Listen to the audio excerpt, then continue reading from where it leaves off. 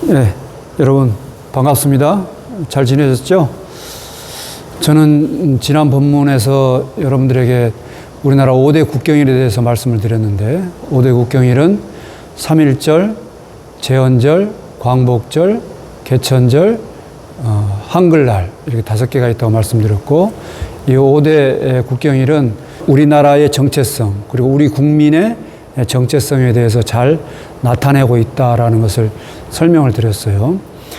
대표적으로 개천절은 우리 한민족이 우리나라 국민들이 어디에 뿌리를 두고 있고 어떻게 흘러내려왔는지 하는 그런 유구한 역사와 전통의 그런 역사성을 얘기하는 거라고 말할 수 있겠고, 그리고 제헌절이라고 하는 거는 이제 우리나라 대한민국이 옛날 그 왕조 시대를 끝내고 이제 민주주의에 근간한 국민들이 주인인 이런 세상으로 바뀌었다, 이런 나라를 세웠다라는 것을 대표적으로 상징한다고 볼 수가 있겠습니다. 그리고 3.1절은 이제 우리나라 대한민국을 세웠던, 대한민국 임시정부를 세웠던 이런 그런 날이라는 것을 상징적으로 드러내는 거고, 광복절은 그런 대한민국 임시정부를 세웠던 것에서 이제 완전히 우리나라 국권을 회복한 이런 날이고, 한글날은 여러분 잘 알다시피 우리 한글은 인류가 가지고 있는 언어 가운데, 문자 가운데 가장 과학적이고 효율성이 높은, 그리고 가장 뛰어난 우수한 그런 문자라는 게 전 세계인들이 이렇게 인정을 한 그런 글자잖아요.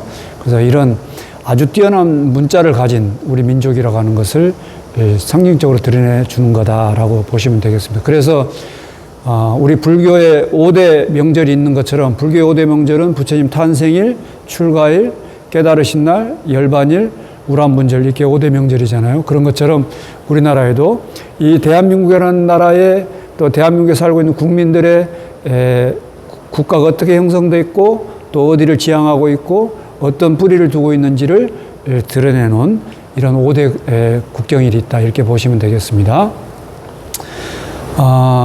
그러면서 우리는 이제 올해 80주년 그 광복절을 맞이했는데, 이 광복에 대한 말씀을 드리면서 제가 어떤 비유를 드렸냐면 내 스스로 잃어버리는 것에 대한 설명을 드렸어요. 주머니에 동전을 넣어놨었는데 동전이 구멍이 나가지고 밑으로 빠져버렸다. 그래서 내가 동전을 쓸 수가 없었다. 잃어버렸잖아요. 그래서 내가 그 동전의 소유권을 가지고 있음에도 불구하고 내 소유권 행사를 하지 못했던 것을 설명을 드렸고, 근데 나중에 보니까 바지 밑단에 동전이 있었던 거죠. 그래서 다시 찾았다.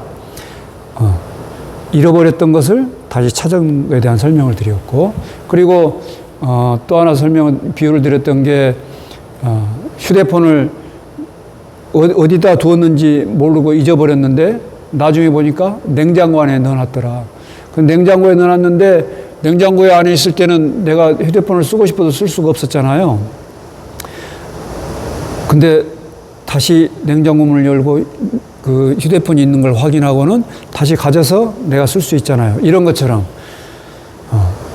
내가 동전을 잃어버렸거나 아니면은 내가 휴대폰을 냉장고에 넣어가지고 쓸 수 없게 되는 이런, 내 사용권을 제한을 당했지만 그러나 그 소유권은 나에게 있었던 것이다 라는 비유를 들었었고, 오늘 또 하나 살짝 다른 비유를 들자면, 지난주에는 내 스스로 잃어버린 거였다면 이번 주에는 강도가 나에게 위해를 가해서 내 휴대폰을 빼앗아 갔다.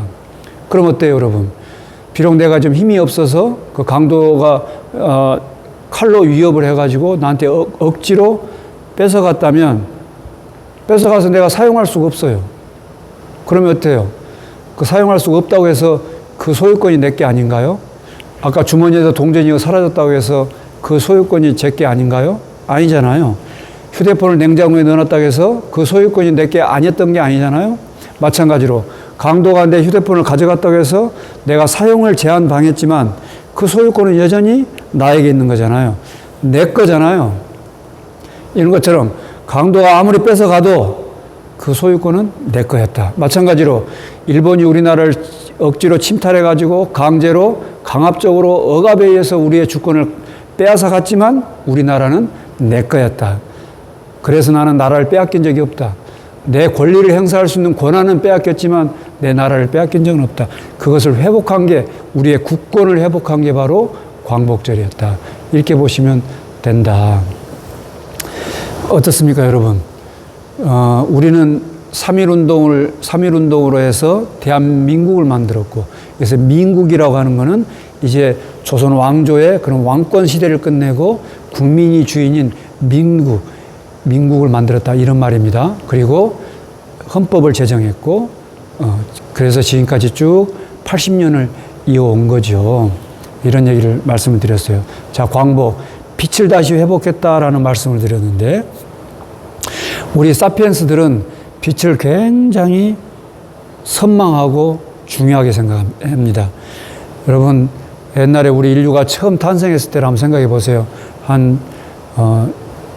이 생명체가 생긴 지가 한 30억 년 전부터 해가지고 이렇게 조그만 미생물부터 시작해가지고 지금까지 흘러왔고, 한 600만 년 전에 우리 인류의 조상이라고 하는 것이 최초로 이렇게 분화해가지고 생겼다고 그러는데, 그때를 한번 생각해 보세요.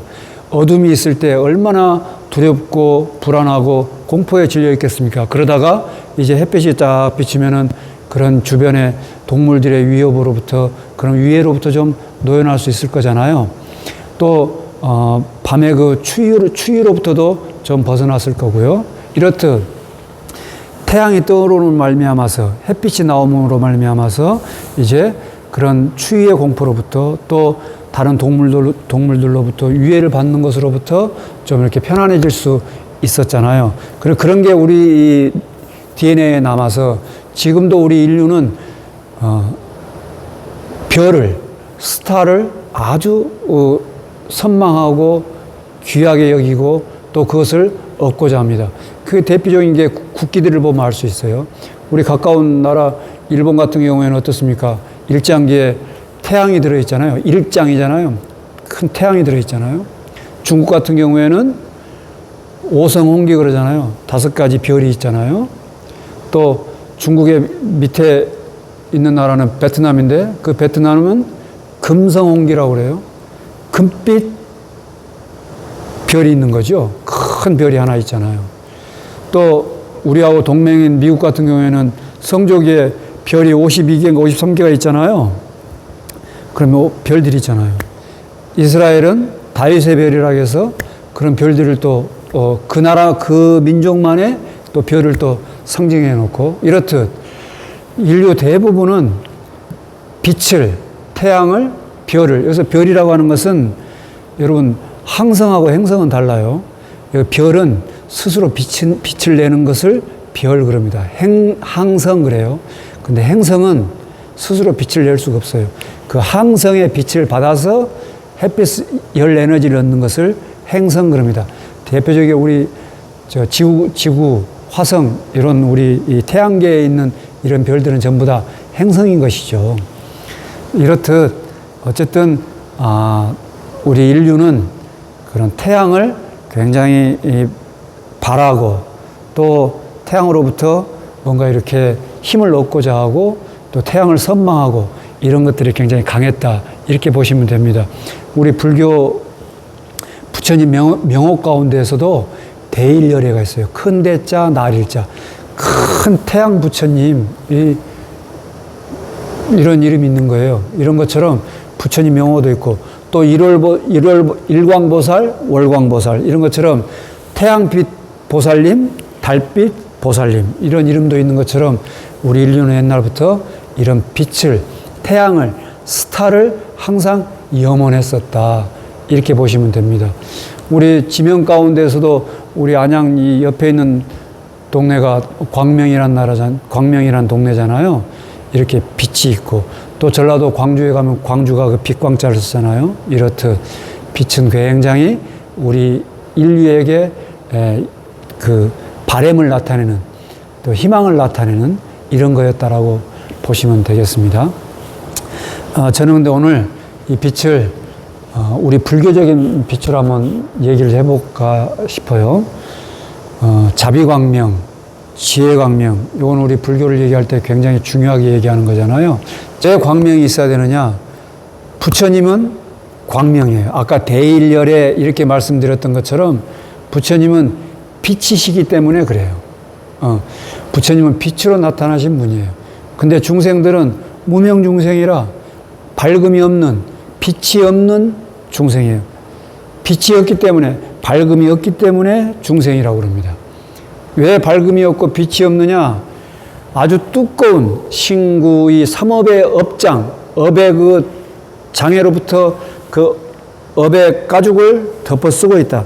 제가 지난 본문 때 두꺼운 가마솥을 얘기했었는데 그 가마솥을 신구의 삼업이라고 하는 업장의 가마솥을 뒤집어 쓰고 있기 때문에 밝음을 볼 수 없는 거예요. 신구의 삼업의 가죽을 덮고 쓰고 있기 때문에 무명중생인 거예요. 밝음이 없어요. 그래서 우리 중생을 무명중생 그런다.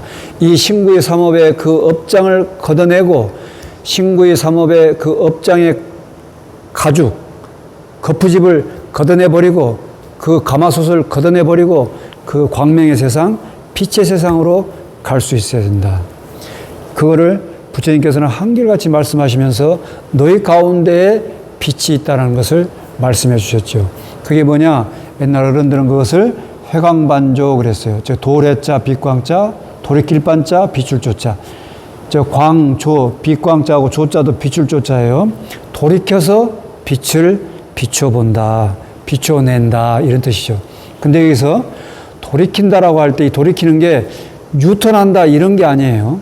저 빛을 돌이키는 게 앞으로 쭉 가다가 이렇게 돌리는 이런 의미가 아니고 유턴한다는 그런 의미가 아니고 저거는 도래자, 돌이킬 반자 이거는 본래 근본 자리에 처한다 이런 말이에요. 지금 우리 마음 가운데 부처님의 그 환한 빛이 지금 비추이고 있는데 그것이 신구의 삼업의 업장으로 가득 가려가지고 빛을 보지 못하니까 이 업장을 싹 드러내기만 하면 빛이 환히 비추고 있다는 것을 알 수 있는 거예요. 근데 우리 중생들이 신구의 삼업에 쌓여 있어서 지가 하던 대로 하면서 어떻게 하느냐? 계속 우리의 뜻이 바깥 경계에 나가 있는 거예요. 그 빛이 바깥으로만 나가버려요. 그래가지고 바깥에 집착해요. 목전에는 한 법도 없는데 요 색성향 미촉법이라고 불리는 이런 경계들, 이 목전에는 사실은 실체라고 할 만한 게 전부 꿈과 같고 환과 같고 그림자 같고 메아리 같아가지고 실체라고 할 만한 게 하나도 없는데 우리의 뜻은, 우리 빛이 말이에요. 뜻이 항상 바깥으로 가 있어요. 그러니까 험한 것을 쫓고 있다 그 말이에요. 그 험한 것을 쫓고 있는 그 마음을 빨리 돌이켜서 우리 심광으로 돌아와라. 만법 심광이에요. 만법은 이 마음 가운데의 빛으로부터 다 드러나는 거고, 재연은, 모든 인연은 다 성품에 드러나는 바예요. 만법은 전부 다, 만법은 마음의 광채가 쭉 비추이는 건데, 이 마음의 광채가 비추이는 건지를 모르고 중생들이 신구의 삼업에 쌓여서 지가 하던 업대로 바깥의 경계에만 마음이 가 있어가지고 그 빛이 본래 지 마음 가운데서 드러나고 있다는 사실을 모르고 있다 그 말이에요. 그러니까 바깥에 늘 헐떡거리면서 두렵고 근심스럽고 공포스럽고 이런 것을 경험하게 돼요. 근데 지 마음이 비춰내가지고 그렇게 하고 있다는 것을 지금 전혀 모르고 있는 거예요. 그래서 빨리 회광반조해라. 그 빛이 본래 내 마음 가운데에서 지금 드러나고 있다라고 하는 것을, 심광, 마음의 광채가 드러나서 지금 이런 경계들이 보이고 있다라고 하는 것을 빨리 알아봐라. 이게 진정한 광복이다 이 말이에요. 우리나라가 일제 35년의 그 식민지배로부터 다시 우리의 주권을 회복한 것도 광복이지만 우리 중생들은 수억 겁을 내려오면서 부처님의 그 광채가 우리 마음 가운데 늘 비추이고 있었는데 이것을 모르고 계속 바깥 경계로만 내달리니까 이것을 돌이켜서 빨리 회광해서 반조할 수 있는 그런 자리로 와야 된다 이 말씀입니다.